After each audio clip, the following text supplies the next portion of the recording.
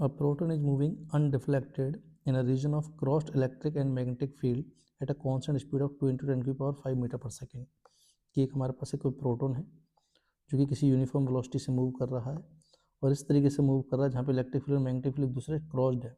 ठीक है, तो ऐसे में कंडीशन है हमारे पास कि अगर कोई चार्ज जो है वो अगर अनडिफ्लेक्टेड अगर मूव कर रहा है क्रॉस मैग्नेटिक फील्ड में और इलेक्ट्रिक फील्ड में, तो ऐसे में उस पर लॉरेंस फोर्स 0 होगा। क्लियर? क्योंकि मैं मान लेता हूँ कि इधर कहीं अगर इलेक्ट्रिक फील्ड होगा, अंदर मान लो मैग्नेटिक फील्ड होगा, तो ऐसे में इलेक्ट्रिक फील्ड को इस तरीके से होना पड़ेगा कि ये हमारे पास नेट लॉरेंस फोर्स को 0 करवा दे। तो ये रहा होगा V क्रॉस B। ठीक है, तो यहाँ से B क्रॉस V से राइट हैंड थंब रूल से इलेक्ट्रिक फील्ड किधर आ जाएगा, नीचे आ जाएगा हमारे पास B क्रॉस। और ये जो प्रॉपर्टी है, ये जो वैल्यू है वो इंडिपेंडेंट ऑफ द चार्ज है कि पॉजिटिव और नेगेटिव और कितना है। ठीक है, और इसकी वैल्यू कितनी आ जाएगी यहाँ पे, तो E का मैग्नीट्यूड बराबर हो जाएगा हमारे पास मैग्नेटिक फील्ड का मैग्नीट्यूड वेलोसिटी का मैग्नीट्यूड और इलेक्ट्रिक वेलोसिटी और मैग्नेटिक फील्ड के बीच में थीटा का साइन 90। तो स्पीड जो रही होगी दैट इज E/B। फिर आगे क्या बोला, when the electric field is switched off the proton moves along a circle of radius 2 centimetre. Electric field को तो बंद कर दिया, तो ये जो प्रोटॉन है हमारे पास ये ट्रांसवर्स मैग्नेटिक फील्ड में है, और जब ट्रांसवर्स मैग्नेटिक फील्ड में होता है तो वो क्या करेगा, हमारे पास QB क्रॉस B फोर्स इसको जो है वो क्या कराएगा, सर्कुलर मोशन। तो ऐसे में इसकी जो रेडियस आएगी दैट इज MV/QB जो कि 2 सेंटीमीटर दे रखी है।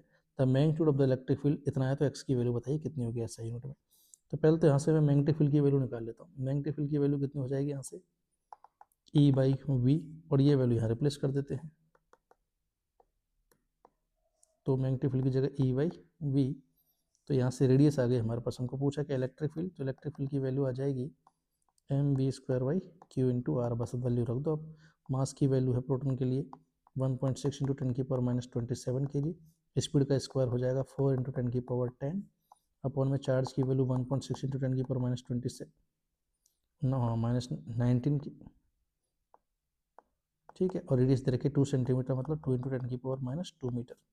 सॉल्व करते हैं जरा ऐसे, तो ये कितना हो गया हमारे पास, 19 से ये वैल्यू हो जाएगी हमारे पास कितनी हो गई, ये इससे ये कैंसिल 10⁻17 और यहाँ 10⁻19, तो ये हो गया हमारे पास 10⁻17 से -2 बच जाएगा। तो इलेक्ट्रिक फील्ड आ जाएगा हमारे पास 4 × 10⁻4 वोल्ट पर मीटर ऐसा यूनिट में। अब हमको कंपेरिजन करवाइए x × 10⁻4 से, तो डेफिनेटली मैं कह सकता हूँ कि x की वैल्यू कितनी रही होगी यहाँ से हमारे पास, सॉरी कैलकुलेशन मिस्टेक हो गई, ये 2 और ये 4 होती आ जाएगी 2 × 10⁻4, तो x की वैल्यू कितनी रही होगी हमारे पास 2 रही होगी।